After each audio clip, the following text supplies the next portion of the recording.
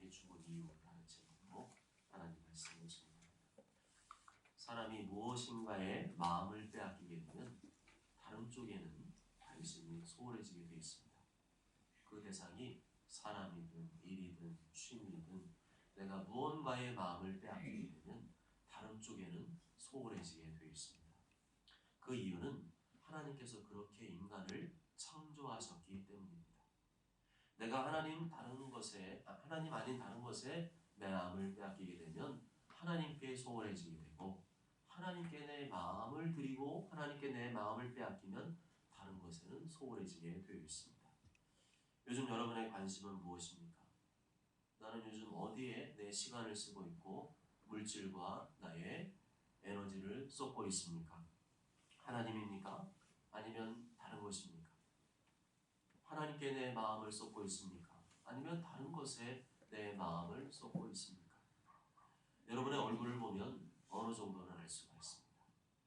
하나님께 내 마음을 쏟고 있는 사람은 그 얼굴에서 하나님이 나타나고, 하나님 아닌 다른 것에 마음을 쏟고 있는 사람의 얼굴을 보면 하나님이 나타나지 않습니다. 하나님께서 인간을 창조하실 때 우리의 몸만 창조하신 것이 아니라 우리의 마음도 창조하셨습니다.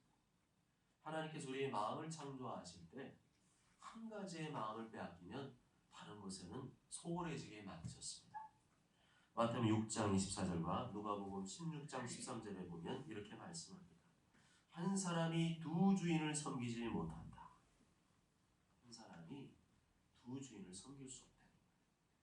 하나님만을 섬기든지 아니면 하나님 아닌 다른 것을 섬기든지 둘 중에 하나이지 둘 다 겸해서 섬길 수 없다고 말씀합니다. 혹 이를 미워하고 저를 사랑하거나 혹 이를 중히 여기고 저를 경히 여김이라. 너희가 하나님과 재물을 겸하여 섬기지 못하느니라. 지파인이 두 주인을 섬길 수 없나니 혹 이를 미워하고 저를 사랑하거나 혹 이를 중히 여기고 저를 경히 여길 것임이니라. 너희는 하나님과 재물을 겸하여 섬길 수 없느니라. 핵심은 뭡니까? 겸해서 섬길 수 없다. 둘 다 똑같이 섬길 수 없다는 겁니다. 이것도 섬기고 저것도 섬길 수 없다는 거죠. 이것을 미워하면 저것을 사랑하게 되고 저것을 사랑하면 이것을 미워하게 되어 있습니다. 겸하여 섬길 수 없다는 겁니다. 그 대표적인 것이 뭐라고요? 예수님이 뭘 대표적으로 지어갔습니까? 돈이죠. 재물, 물질, 돈 사랑하는 사람이 하나님을 사랑할 수 있을까요? 하나님을 사랑하는 사람이 돈을 사랑할 수 있을까요? 이론상으로는 가능한지 모르지만 실제로는 불가능합니다. 하나님이냐 재물이냐 둘 중에 하나를 택할 수밖에 없는 것이 인간이고 하나님께서 그렇게 인간을 창조하셨다는 것입니다. 그래서 평소에는 표가 나지 않지만 중요한 순간이 되면 그 속에 있는 것이 드러나게 됩니다. 하나님을 사랑하는 사람은 고민을 하겠지만 돈을 포기하게 됩니다. 그러나 돈을 사랑하는 사람은 고민하다가 하나님을 포기합니다. 성경에 보면 그 대표적인 인물이 누구였습니까? 가룟 유다였죠. 가룟 유다는 평소에 티가 나지 않았어요. 그 사람이 예수님을 사랑하는지 돈을 사랑하는지 티가 나지 않았습니다. 항상 예수님 따라다니고 예수님 섬겼기 때문에 예수님을 되게 많이 사랑하는 것처럼 보였어요. 그런데 유독 돈 문제 앞에서는 예민해졌습니다. 예수님께 옥합을 깨뜨려 아주 값비싼 향유를 부을 때 화를 냈습니다. 가난한 사람들에게 그런 걸 써야지 왜 예수님께 쓰고 그래? 화를 냈습니다. 평소에 가난한 사람들에게 신경도 안 쓰면서 그런 상황이 되고 돈 아깝다는 생각이 드니까 그냥 화를 내면서 입 바른 소리 했던 거죠. 나중에 예수님께서 고난받고 죽으실 때가 되자 더 이상 가룟 자는 예수님 통해서 돈을 얻을 수가 없게 되었습니다. 그전에는 이 가룟 유다가 돈 담당이었거든요. 재산 담당이었기 때문에 자기가 쏙 빼서 이쪽 주머니에다 몰래 집어넣어도 아무도 몰랐어요. 그 재미로 예수님 따라다녔어요. 쏙 빼가지고 이쪽에 집어넣고 쏙 빼서 집어넣고 그 재미로 예수님 따라다녔어요. 그런데 예수님이 이제는 십자가에서 죽으신다 그러니까 돌변했습니다. 그동안 내가 예수님 때문에 삥땅 쳐가지고 내 마음대로 사먹고 내 마음대로 썼던 돈이 엄청나게 많았는데 예수님 죽으면 이제는 예수님 통해서 돈을 못 벌잖아. 그러니까 에이, 저 예수님 팔면은 돈 나올 것 같은데. 그래서 대제사장 찾아가서 예수님이 여기 있거든요. 그 나한테 돈을 주세요. 돈 주면 내가 알려주고 돈 안 주면 안 알려줄 거예요. 은 30을 딱 받고 예수님이 어디 있는지 고발한 사람이 가룟유다였습니다. 가룟유다는 예수님을 사랑하는 것이 아니라 돈을 사랑했습니다. 그는 예수님의 제자였고 예수님을 사랑하는 것처럼 보였지만 실제로는 돈을 사랑했습니다. 겸하여 섬길 수 없다. 우리의 속마음은 평소에는 티가 나지 않습니다. 그러다가 중요한 때에 드러납니다. 주님을 위해 무엇인가를 해야 할 때 그 마음이 드러납니다. 예수님을 사랑하는 사람은 중요한 순간이 왔을 때, 하나님을 위해서 무언가를 해야 될 때 향유옥합을 깨뜨립니다. 그렇지만 돈을 사랑하는 사람은 평소에는 티가 나지 않았지만 하나님의 뜻을 이루기 위해서, 하나님 말씀을 이루기 위해서 무언가를 해야만 할 때 옥합을 감춥니다. 예수님도 버리고 교회도 버리고 멀리 떠납니다. 그렇습니다. 우리의 마음은 하나님과 다른 것을 겸해서 동시에 섬길 수 없습니다. 나는 겸해서 섬길 수 있다고 자신할 수 있지만 주님은 겸해서 섬길 수 없다고 말씀하셨습니다. 우리 마음은 결코 치킨처럼 양념 반 프라이드 반 될 수 없는 거예요. 여러분의 마음은 지금 어디에 있습니까? 예수님입니까? 아니면 다른 것입니까? 여러분 예수님을 사랑합니까? 아니면 다른 것을 더 사랑합니까? 예수님보다 나를 더 사랑하지 않습니까? 예수님보다 가족을 더 사랑하지 않습니까? 예수님보다 자식을 더 사랑하지 않습니까? 예수님보다 내가 하는 일을 사랑하고 내가 하는 돈벌이를 사랑하고 내가 좋아하는 취미를 사랑하지 않습니까? 예수님보다 돈을 더 사랑하지는 않습니까? 아닙니다. 주님 분명히 말씀하십니다. 겸해서 섬길 수 없다. 겸해서 섬기는 것은 불가능하다. 나는 너의 마음을 알고 있다. 오늘 말씀을 듣고 택하십시오. 예수님을 택할 것인지 아니면 예수님 아닌 다른 것을 택할 것인지 오늘 결정하십시오. 이 예배드리는 이 시간조차 이 시간 안에 결정하지 못한다면 여러분은 분명 예수님 아닌 다른 것을 택하게 될 것입니다. 이렇게 하나님을 사랑하는 일, 다른 무엇보다도 하나님을 사랑하는 일이 하나님의 백성들이 해야 될 일이고 지켜야 될 언약입니다. 하나님의 백성들의 정체성은 다른 무엇보다도 하나님을 사랑하는 것입니다. 그것이 우리가 해야 될 일이고 우리의 사명인 줄 믿습니다. 아멘. 마태복음 22장 37절에 예수께서 이르시되 내 마음을 다하고 목숨을 다하고 뜻을 다하여 주 너의 하나님을 사랑하라 하셨으니 이것이 크고 첫째 되는 계명이다. 예수님께서 말씀하신 계명은 하나님의 백성들에게만 요구되는 언약이에요. 세상 사람들에게는 요구하지 않아요. 세상 사람들은 하나님을 사랑하라고 요구한 적이 없어요. 하나님보다 다른 것을 사랑해도 상관이 없어요. 그들의 최종 운명은 멸망이기 때문에 하나님 사랑하든지 말든지 신경 안 쓰십니다.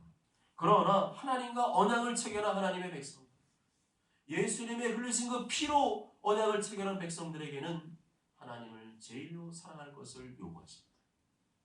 내가 널 위해 피 흘려 죽었다. 너는 나를 사랑하라. 내가 널 피 흘려 죽었기 때문에 너는 그 어떤 것보다도 나를 제일로 사랑하라 요구하시는 겁니다. 그런데 오늘날 신앙생활하는 하나님의 자녀들을 보십시오. 그리고 나를 보십시오. 하나님을 사랑하는 것 같습니까? 정말 하나님 사랑하는 거 같나요? 아니면 하나님 아닌 다른 것을 더 사랑하는 것 같지 않습니까? 내가 하나님을 그래도 사랑하는 것 같다 한다면 그 기준이 뭔가요? 남들보다 교회 열심히 다니면 내가 하나님을 사랑하는 것입니까? 교회 열심히 다니는 것과 하나님을 사랑하는 것이 같은 말인가요? 교회 열심히 안 다니는 사람보다는 하나님을 사랑할 가능성이 높지만 꼭 그런 것은 아닙니다. 내가 교회에 열심히 다니는 이유가 하나님을 사랑해서가 아니라 다른 이유 때문일 수도 있습니다. 내가 하는 일이 잘 되고 우리 가족이 잘 되고 우리 자식이 잘 되기 위해서, 아니면 내가 교회에서 직분을 가지고 있기 때문에 다른 사람 눈치 보여서 그럴 수 있습니다. 그런 이유로 교회 열심히 다니는 사람이 하나님을 사랑한다고 말할 수 있습니까? 교회만 열심히 다니면 그 사람이 하나님을 사랑한다고 말할 수 있습니까? 가룟 유다가 얼마나 예수님을 잘 따라다녔는데요. 예수님 가는 곳마다 가룟 유다가 있었어요. 예수님 가는 곳마다 항상 가룟 유다가 있었습니다. 그런가 예수님을 사랑했습니까? 돈을 사랑했습니까? 돈을 사랑했습니다. 예수님 따라다니니까 돈이 생겨서 따라다녔지 순수하게 예수님 사랑해서 예수님 따라다닌 게 아니었습니다. 우리는 오늘 이 시간 내가 얼마나 예수님을 사랑하는지 진지하게 생각해 보아야 됩니다.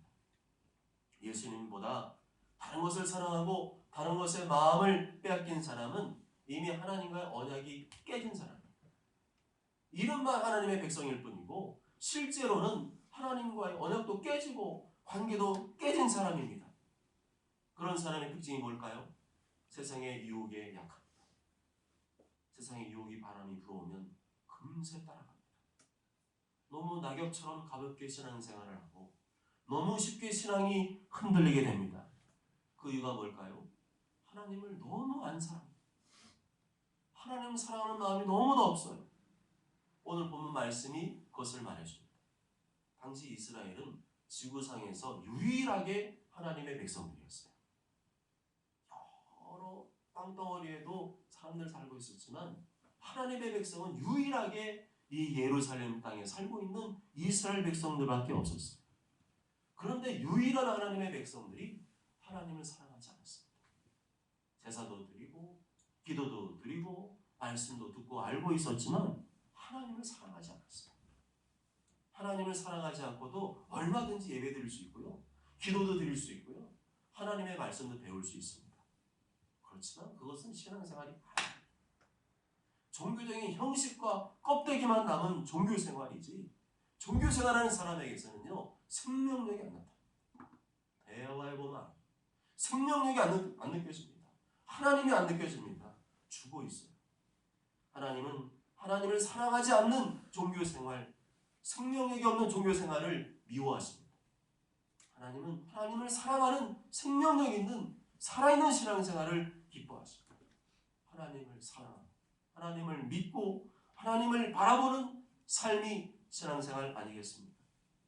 그런데 하나님을 믿지도 않고 하나님 사랑하지도 않고 바라보지도 않고 온통 세상 것, 내가 좋아하는 것, 내가 되고 싶은 것, 내가 원하는 것만 바라보고 있다면 그 사람이 어떻게 하나님의 백성이라고 할 수 있겠습니까?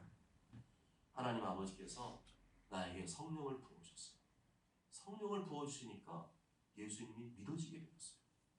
다른 사람한테 가서 예수님 십자가 복음 전해보세요. 죽어도 안 믿습니다.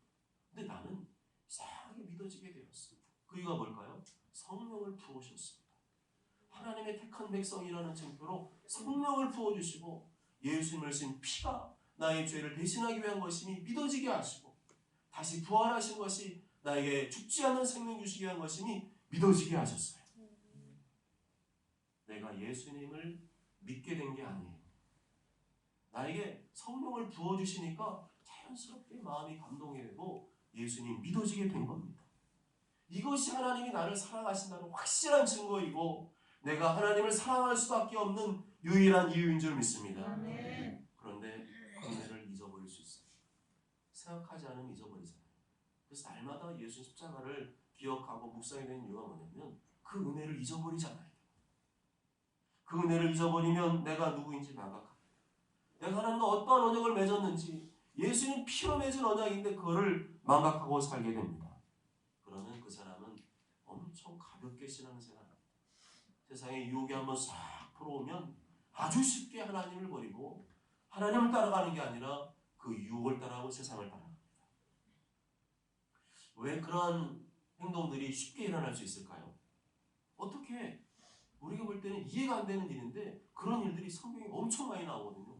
어떻게 하나님을 버리고 하나님 배신하고 그런 일을 쉽게 할 수 있을까요? 원래부터 하나님을 사랑하지 않아요. 종교적인 행위는 열심히 했는데 하나님 사랑하는 마음은 없어요. 교회 다니는 것은 하나님을 사랑해서가 아니라 의무감으로 그런 사람들이 유혹이 왔을 때 금세 넘어가고 예수님 배신할 수 있습니다. 결국 하나님을 사랑하는 사람만이 신앙생활을 하게 되고 하나님을 사랑하지 않는 사람은 하나님의 자녀라도 종교생활을 하게 됩니다. 하나님을 사랑하는 자녀는, 정말 사랑하는 자녀는 자기 목숨을 버려서라도 하나님을 택하지만, 내가 죽을지언정 하나님을 택하지만, 하나님을 사랑하지 않는 종교인은 하나님도 버리고 교회도 버리게 될 것입니다. 오늘 1절 말씀에 등장하는 이스라엘은 하나님의 백성을 가리키는 말이지만, 그 속에는 이스라엘 백성 안에는 두 가지가 있었습니다. 이스라엘 백성, 겉으로 볼 땐 다 이스라엘 백성이잖아요. 그렇지만 이스라엘 백성이라도 두 가지의 백성으로 분류가 됩니다. 하나는 하나님을 사랑하는 하나님의 백성이 있고, 하나는 하나님을 사랑하지 않는 하나님의 백성이었습니다. 그런데 누가 문제를 일으켰을까요? 오늘 말씀을 보면 누가 문제를 일으켰습니까? 하나님을 사랑하지 않는 백성이 문제를 일으켰습니다. 그들이 무슨 문제를 일으켰나요? 1절과 2절, 3절 함께 읽습니다. 시작. 이스라엘이 십분에 머물러 있더니 그 백성이 모압 여자들과 음행하기를 시작하니라. 그 여자들이 자기 신들에게 제사할 때 이스라엘 백성을 청하며 백성이 먹고 그들의 신들에게 절함으로 이스라엘이 바알볼에 바다만지라. 여호와께서 이스라엘을 진노하시니라. 아멘. 본문에 나오는 이스라엘 백성이지만 하나님을 사랑하지 않는 백성들의 특징이 뭔가요? 하나님과의 말씀 언약을 잘 지키지 않습니다. 어떤 말씀을 지키지 않았습니까? 오늘 말씀 안에서 보면 성적인 순교를 지키지 않았습니다. 하나님의 백성들이 모압 여자들과 이방 여인들과 음행하기를 시작했습니다. 이방 여인들과 음행했다는 말은 하나님 믿지 않는 여인들과 성관계를 맺었다는 겁니다. 하나님의 백성들은 하나님의 백성들과만 결혼할 수 있었어요. 하나님 모르는 이방 백성들과의 결혼은 금지되어 있었습니다. 그것은 신앙의 순수함을 보존하기 위함이었습니다. 우리가 가장 중요한 게 뭡니까? 신앙 아닙니까? 그 신앙의 순수함을 보존하려면 하나님 믿는 사람과 결혼을 해야 보존이 되잖아요. 그래야 그 다음에 태어나는 후손들도 경건한 신앙을 물려받을 수가 있잖아요. 신앙은 내가 선택한다고 저절로 생기지 않습니다. 내가 이 사람 전도하면 되죠. 누가 전도합니까? 전도는 내가 하는 게 아니에요. 신앙은 내가 믿기로 결정한다고 믿어집니까? 그럴 것 같으면요, 아는 사람 다 결혼해도 돼요. 문제는 선물입니다. 신앙은 하나님의 선물이에요. 하나님의 주권입니다. 하나님 주셔야 믿어질 수가 있어요. 그전에는 예수님 믿으려고 해도 그렇게 안 믿었어요. 제 아들 용준이도 4살 때까지는요, 예수님을 안 믿었어요. 모르셨어요? 저희 지금은 예수님 믿는데요, 그전 4살 때까지는요, 예배 드리잖아요. 유치부 예배 드리고 그러면 그냥 막 노는 거죠. 그러다가 개척을 하게 됐어요. 용준이 한 5살 때 개척을 하게 됐는데, 개척하니까 누구랑 예배 드려요? 엄마, 아빠랑 셋이서 예배를 드립니다. 그러니까 교학교 학생이 한 명밖에 없잖아요. 그러니까 질문을 하게 될까요? 안 하게 될까요? 질문하게 되는 거예요. 그래서 막 질문을 하고 피드백을 받고 하다 보니까 여기 예수님을 안 믿는, 솔직히 고백하더라. 예수님 안 믿어집니다. 얼마나 제가 충격인지 몰라요. 그래서 정신이 아득해지면서 안 되겠구나. 복음을 그때부터 매 주일마다 복음 설교해줘. 예수님 어떤 분인지, 예수님 뭘 해줘. 복음을 안 믿으면 영원한 지옥불에 떨어진다. 예수님 꼭. 내가 어느 날 보니까 얼굴이요 환해졌어요. 그전 예배 시간만 되면 집중도 못하고 딴 생각하고 딴짓하고 그러더니 어느 날 예수님 진짜 믿어지니까 예배 시간에 아빠 목사님이 하는 설교 말씀이 쫙 잘 듣더라고요. 믿어지냐고 그랬더니 믿어진대요. 무슨 말인지 알겠는지 알겠대요. 그래서 제가요 얼마나 기뻤는지 몰라요. 김용준이 어디 가서 돈 100만 원 갖다 준 것보다 예수님을 본인이 믿게 되고 그 믿음이 확실한 걸 제가 듣는 순간 너무너무 기쁘고 너무 하나님께 감사했습니다. 이렇게 믿음은 하나님의 선물입니다.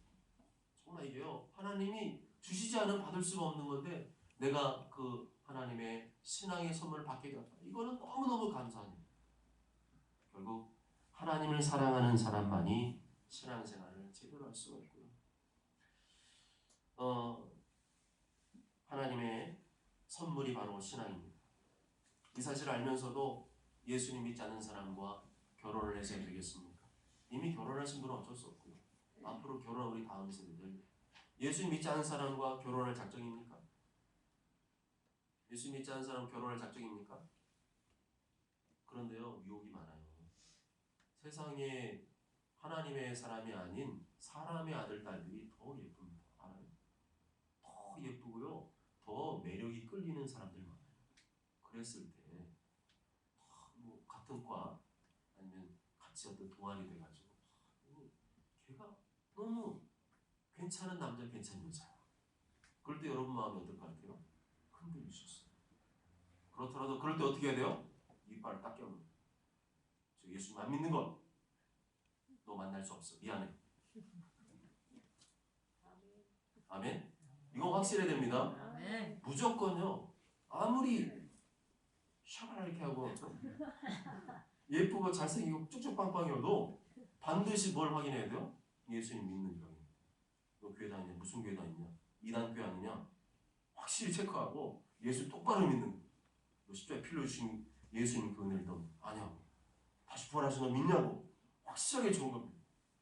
예수님 확실히 믿는 사람과 서로 이렇게 만나서 아름답게 건전하게 교제하고 또 신앙의 후손을 계속해서 이어가는 게 하나님이 원하신 결혼이지, 그 이외의 결혼은 전부 다 눈이 뼈가 뒤집힌 거예요.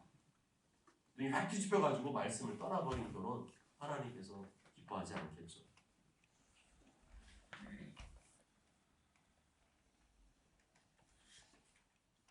결혼 이후의 신앙생활, 믿지 않는 사람 결혼하면 쉽겠습니까? 어렵겠습니까? 어렵습니다. 굉장히. 세상에 제일 어려운 게 믿지 않는 사람과 결혼해서 함께 사는 게 제일 어렵습니다. 나중에는요, 결혼할 때야 뭐 사랑하니까 교회 다니라, 나도 가겠다. 그러다가요, 좀 지나면 배우자가 교회 다니는 거 싫어합니다. 그리고 교회 다니는 거 불편해합니다. 그리고 나중에는요, 이제 마음이 굳어지면 교회 다니는 거 방해하기 시작합니다. 내가 그러려고 결혼했습니까? 아니잖아요. 문제는 그 사람도 예수님을 믿어야 되는데 믿음이 마음만 먹으면 생기는 겁니까? 믿음은 하나님의 선물이잖아요. 믿음은 하나님의 선물인데 누가 예수님 믿게 될지 아무도 모르잖아요. 그런데도 안 믿는 사람 결혼하겠다고요? 내가 뭐 구원시킨다고요? 누가 구원합니까? 하나님께서 은혜로 신앙을 선물을 주셔야 그 영혼이 구원받는 거죠. 정말 하나님 사랑하고 하나님 말씀을 사랑한다면 그럴 수 없어요. 예수님 믿는 남자와 믿는 여자가 결혼해서 한 몸을 이루어서 하나님을 사랑하는 것이 성경이 말하는 결혼입니다. 또한 남자와 여자의 성관계는 결혼 안에서만 가능합니다. 세상의 청년들은 요새 유튜브 보니까 무슨 어디 여행 가는, 이제 일본 쪽에 저는 관심 많으니까 일본 쪽 여행을 딱 보다 보면 가만히 있다 보면 옆에서 다른 사람 목소리 들리게 보면은 그 결혼하는 자매랑 같이 동반 여행 간 게 나오더라. 거기 가서 뭐 하겠어요? 둘이 가서 뭐 하겠냐고요. 밤중에 뭐 하겠냐고요. 성관계 맺을 거 아니에요. 근데 결혼 안 한 청년들이 이렇게 다수의, 거의 대부분이죠. 결혼 전에 성관계 맺는 것을 전혀 이상하게 생각하지 않습니다. 오히려 그렇게 말하는 사람 같다가요, 막 째려보면서 꼰대라 꼰대. 그러면 하나님이 꼰대예요? 성경 말씀이 꼰대입니까? 인간을 창조하신 하나님, 인간들에게 살 수 있는 모든 환경을 주시고 복을 주신 하나님이 꼰대예요? 인간이 건강하게 행복하게 살 수 있는 길을 성경에 제시해 놓으셨는데, 그러면 성경이 잘못된 거고 성경이 꼰대네요. 예수님 믿는다 하면서도 성경을 꼰대로 보는 사람이 불신자입니다. 아니에요. 성경이 허용하는 성관계는 결혼 안에서만 가능합니다. 결혼 전에 성관계 맺는 거, 결혼 이후에 다른 이성과 성관계 맺는 거, 음행이고 간음죄를 짓는 일입니다. 이렇게 볼 때 우리 사회가 얼마나 성적으로 음란하고 타락했는지 알 수 있습니다. 결혼 전에 성관계 맺는 비율이 너무너무 높아졌고요. 결혼한 이후에도 배우자 아닌 다른 사람과 성관계를 맺는 일들이 점점 많아지고 있습니다. 문제는 하나님의 자녀도 그런 세상의 유혹에 넘어가고 있다는 사실. 오늘 본문에 나오는 하나님의 백성들도 그런 세상의 유혹, 성적인 유혹에 넘어갔습니다. 결혼관계 이외의 음행과 성관계에 빠졌습니다. 하나님 모르는 이방 여인들과 동침하고 음행을 저질렀습니다. 나아가 하나님 모르는 이방 여인들이 거기로 끝나지 않고 자기가 믿는 신들에게 와서 같이 제사하세요. 내가 믿는 신 한 번만 알아서 제사하고 절하면 안 돼요? 그러니까 그냥 홀딱 넘어가가지고 우상 숭배에 쉽게 빠지고 말았습니다. 이 모든 이유는 하나님을 사랑하는 마음이 식어졌기 때문이죠. 하나님 사랑한다면 그렇게 못하죠. 하나님 마음, 사랑하는 마음을 빼앗기면, 다른 것에 빼앗기면 그 자리에 다른 게 들어오게 돼 있습니다. 육신의 정욕, 안목의 정욕, 이상의 자랑, 세상 것들이 자꾸만 들어오게 돼 있어요.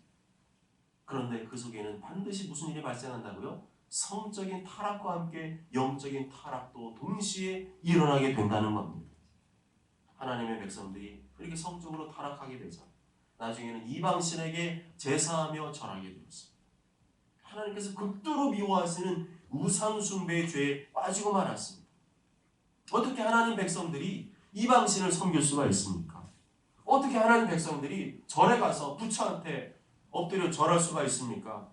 어떻게 하나님 백성들이 점집에 가서 점을 보고 귀신을 섬길 수 있습니까? 이 모든 근본적인 원인은 하나님을 사랑하는 마음이 식어졌기 때문입니다. 하나님을 사랑하지 않기 때문이죠. 그러니까 형식적으로 의무적으로 아무 생각 없이 교회만 왔다 갔다 하는 겁니다. 그런 상태에서 교회만 그냥 하는 사람하고 왔다 갔다 하다가 세상에 유혹이 들어오게 되면 언제라도 하나님을 떠나게 됩니다. 우상에게 절하고 세상의 욕심과 탐욕에 빠질 가능성이 높습니다. 그들이 그렇게 우상을 숭배하게 되자 찾아온 것이 뭐였어요? 하나님의 진노였습니다. 우상 숭배의 결론은 뭐라고요? 하나님의 진노입니다. 3절에 나오는 바알보올이란 말이 있는데 바알보올이란 말은 부올에서 섬긴 바알이라는 뜻입니다. 쉽게 말하면 바알신을 섬겼다는 겁니다. 바알은 가나안 사람들이 섬겼던 풍요의 신입니다. 잘 되게 해주고 복을 주고 그런 신이 바알이에요. 성경을 보면 하나님 백성들이 끊임없이 바알을 섬겼다고 나오고 있습니다.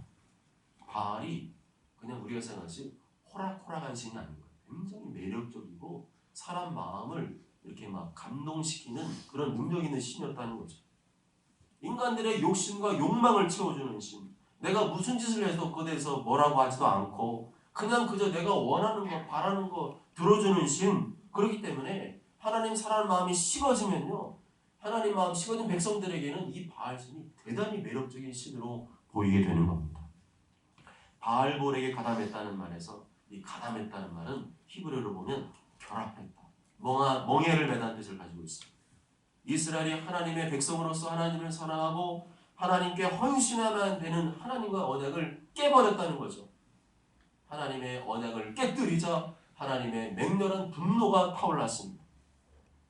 이 하나님의 맹렬한 분노가 일어나서 전염병이 확 퍼지게 됐잖아요. 전염병이 언제부터 퍼졌어요? 그날이에요. 오늘 말씀에 나오는 그날부터 전염병이 확 하나님의 진노가 확 번지기 시작했습니다. 그러면 하나님이 굉장히 진노하시는 상황인데 이 진노를 꺼뜨리려면 어떻게 됩니까? 하나님 앞에 속죄를 해야 되는데요. 속죄한다는 말은 내가 지은 죄값을 치러야 된다. 내가 지은 죄값을 치르고 죄사함 받아서 하나님과 화목하게 되는 게 속죄입니다. 하나님께서 이 해결할 수 있는 방법 알려주셨어요. 이스라엘 죄를 속죄하기 위해서 뭘 하라고 그랬습니까? 4절에 보면 여호와께서 모세에게 이르시되 백성의 수령들 지도자들을 잡아 태양을 향하여 여호와 앞에 목매어 달라. 그러면 여호와의 진노가 이스라엘에서 떠나리라. 무슨 말입니까? 우상 숭배의 죄에 가담한 지도자들을 죽이라는. 저 사람들을 처형시키면 속죄함 받을 수 있다. 많은 백성들이 우상 숭배의 죄를 가담하고 악한 죄를 저질렀지만 거기에 가담한 지도자들, 그들을 추련해서 그들을 처형시키면 속죄함이 일어날 것이다. 결국 죄의 책임을 누구에게 물으셨어요? 지도자에게 물으셨습니다. 죄의 진실에 함께 동참한 지도자들에게 그 책임을 물으셨습니다. 그래서 교회의 지도자가 되는 일은 두려운 일입니다. 내가 뭐 중직을 받고 뭐 아무개도 권사되고 아무개도 장로되면 안수집사 됐으니 나도 돼야지. 나도 이 정도 됐으면 돼야지. 그건 두려운 일입니다. 왜냐하면 그 책임을 물으시기 때문에. 그래서 6절을 보면 모세가 이 하나님의 명령을 이스라엘 재판관들에게 하달합니다. 이렇게 처형하십시오. 그러면 하나님의 진노가 그쳐야 되는데 진노가 그쳤어요? 안 그쳤어요? 안 그쳤어요. 9절에 보면 그 연병으로 죽은 자가 24,000명이었다. 말씀합니다. 하나님께서 명령하신 대로 안 한 거예요.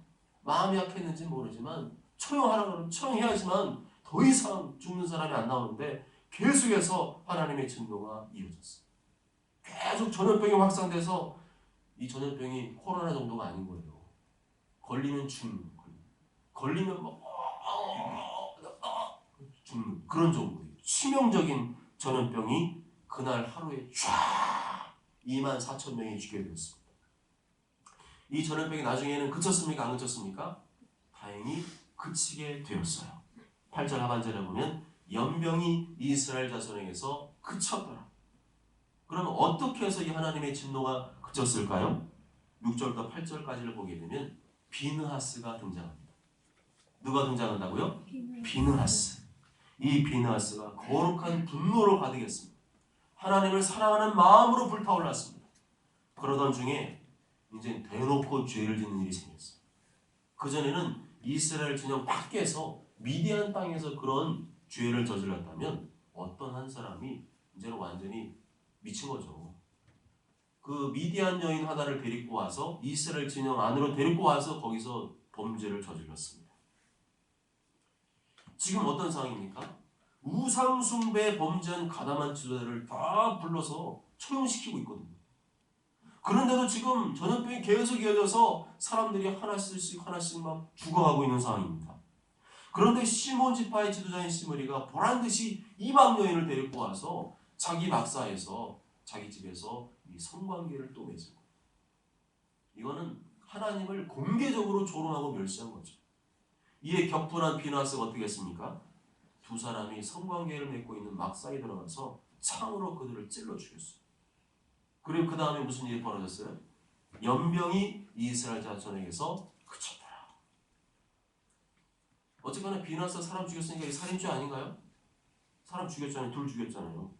그런데 구약성경에서 오늘 보면 말씀 보면 그것은 살인죄가 아니라 하나님의 진노를 그치게 한 의로운 행위였다. 속죄 행위였다라고 말씀합니다. 10절과 11절 다 함께 읽으실까요? 10절 11절 시작. 여호와께서 모세에게 말씀하시되 제사장 아론의 손자 엘르아살의 아들 비느하스가 내 질투심으로 질투하여 이스라엘 종 중에서 내 노를 돌이켜서 내 질투심으로 그들을 소멸하지 않게 하였다. 한번 생각해 보실까요? 비느하스가 이 진영 안에서 죄를 짓고 있는 이 두 사람을 창으로 찔러 죽이지 않았다면 더 많은 사람이 죽었을 거예요. 비느하스가 하나님의 마음 심정으로 거룩한 분노로 불타올라서 그 두 사람을 처형하지 않았다면 더 많은 사람이 24,000명이 아니라 5만 명, 10만 명이 죽을 수도 있습니다. 결국에는 신앙적으로 봐야 돼요. 비느하스의 행위는 더 많은 사람이 죽지 않도록 막아선 신앙적인 행위였고 속죄의 행위였다는 것입니다. 물론 이것을 지금 이 시대에 적용하면 안 됩니다. 구약 시대에 율법으로 다시던 시대이기 때문에 그랬지만 비느하스가 보여준 행동을 통해서 우리가 발견할 수 있어요. 비느하스가 왜 그랬어요? 하나님을 너무 사랑하는, 하나님 너무 사랑하는데 저런 무식한 죄를 함부로 짓는 것을 보고 참을 수가 없었던 거예요. 그래서 하나님이 끌어오는 그 질투심으로 그 의로운 행위, 속죄의 행위를 행했던 것입니다. 여러분은 하나님의 이름이 더럽혀지고 하나님의 영광이 땅에 떨어지고 있는 것을 보고도 가만히 있을 수 있습니까? 동성애 이런 악한 법들이 막 지금 막 짓자고 그러고 대통령까지 나서서 요번 가기 전에 제정하자 그러고 막 지금 그런 상황 아니에요? 하나님의 창조사를 파괴하고 하나님 말씀을 정면으로 거역하고 대적하는 이런 상황 속에서 그걸 보고도 이 비느하스처럼 하나님 사랑하는 마음이 없이 산다면 그냥 자기 앞일만 생각하겠죠. 그렇지만 정말 하나님을 사랑한다면 하나님 사랑만 불타오르고 있다면 가만히 있을 수가 없는 거예요. 어떤 식으로든 신앙적인 행위가 나오지 않겠습니까? 하나님 사랑하는데 순종 안 하고 하나님 사랑하는데 헌신하지 않고 하나님 사랑하는데 가만히 있다면 그 신앙이 진짜입니까? 정말로 하나님 사랑한다면 그런 일이 벌어지면 가만히 있을 수가 없는 거죠. 헌신하지 않을 수 없고 순종하지 않을 수 없습니다. 남들은 다 손 놓고 가만히 있어도 진실로 하나님을 사랑하는 사람, 하나님의 거룩한 열정으로 불타오르는 사람은 반드시 하나님 마음을 시원케 하는 의로운 행동을 할 수밖에 없는 줄 믿습니다. 다윗도 그랬잖아요. 그냥 두려워서 골리앗이 나와서 막 개라고 막 했죠. 하나님 막 조롱하고 멸시할 때 다 막 무서워서 저 3m 되는 놈 어떻게 죽여야 돼. 다윗이 막 거룩한 분노로 하나님 사랑하는 마음으로 물맷돌 5개 들고 와서 돌을 던져서 골리앗 머리를 정확하게 맞춰 쓰러뜨리지 않았습니까? 이러한 신앙적인 행동을 통해서 비느하스는 하나님 마음을 너무 기쁘시게 했어요. 그래서 그와 그의 후손과 영원한 제사장 언약을 맺겠다고 말씀하셨습니다. 쉽게 말하면 하나님 마음이 비느하스의 마음이었고 비느하스의 마음이 하나님 마음이었어요. 하나님 마음이 내 마음이 되고 내 마음이 하나님 마음이 되는 것, 그것이 바로 하나님과의 언약인 줄 믿습니다. 이런 마음을 가진 사람이 제사장이 되어야 한다는 거죠. 제사장은 하나님 앞에서 백성을 대표하는 자입니다. 제사장은 자신의 삶을 통해서 하나님의 마음과 성품을 드러내는 자입니다. 바로 비느하스가 하나님 볼 때는요, 합당한 제사장의 자격을 갖추었던 것입니다. 이렇게 비느하스가 제사장직의 모델을 보여줬다는 것은 비느하스가 바로 예수 그리스도를 예표하고 상징하는 존재임을 말씀해 줍니다. 비느하스가 어떻게 했다고 그랬죠? 창으로 죄인들을 찔러 처단함으로써 이스라엘의 죄를 속죄했잖아요. 하나님과 화목했잖아요. 근데 예수님께서는 다른 사람을 찔러 죽여서 속죄한 게 아니라 어때요? 다른 사람의 로마 군인들의 창에 찔림 받고 못에 찔림 받음으로 속죄를 해주셨습니다. 이게 다른 거죠. 그렇습니다. 우리는 죄인이에요. 구약시대 같은 우리는 어떻게 돼요? 비느하스의 창에 찔려 죽여 당해야 되는 존재들이에요. 그래야만 속죄가 가능했습니다. 그렇지만 2000년 전 하나님의 아들 예수님이 땅에 오셔서 나 대신 못에 찔리시고 창에 찔리심으로 나의 죄를 속죄해 준 줄 믿습니다. 이것을 안다면 누구를 제일로 사랑해야 되겠습니까? 예수님을 제일로 사랑해야 할 줄 믿습니다. 예수님 사랑하고 예수님 가까이 하고 예수님 의지하고 예수님 앞에서 울고 예수님 앞에서 웃고, 그게 바로 주님을 사랑하는 모습 아니겠습니까? 이렇게 범죄한 하나님 백성들에게 진노하신 다음에 진노가 그쳤잖아요. 그럼 그것으로 끝나야 되는데 그 다음 또 말씀이 나오죠. 17절과 18절을 보면 하나님께서 이 하나님의 백성들로 하여금 죄짓도록 만든 속임수로 유혹한 미디안 족속을 대적하고 그들을 치라고 명령합니다. 미디안인들을 대적하여 그들을 치라. 이는 그들이 속임수로 너희를 대적하여 부올의 일과 미디안 지휘관의 딸 부올의 일로 연병이 일어난 날에 죽임을 난 그들의 자매 고스비의 사건으로 너희를 유혹하였습니다. 사랑하는 여러분, 하나님께서는 오늘 말씀으로는 죄 지은 자에 대해서 책임을 물으십니다. 나아가 오늘 말씀으로는 하나님께 죄를 짓도록 유혹한 자에게도 책임을 물으십니다.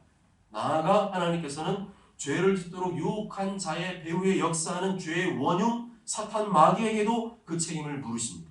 이게 창세기 3장에 나오는 사건들의 내용과 똑같죠. 결국 죄의 대가는 뭡니까? 하나님의 진노와 심판 외에는 없습니다. 그런데도 사람들이 겁도 없이 죄를 짓는 이유가 뭐죠? 하나님을 사랑하는 마음이 식어졌기 때문입니다. 비느하스 같은 마음으로 하나님을 사랑한다면 죄를 짓지 않으려고 하고 서로 죄를 짓더라도 금세 회개하고 돌이키게 되는 줄 믿습니다. 하나님의 진노를 그치게 하는 방법은 뭐밖에 없다고요? 속죄밖에 없어서 반드시 속죄를 해야지만 죄가 용서받고 하나님과 화목할 수 있습니다.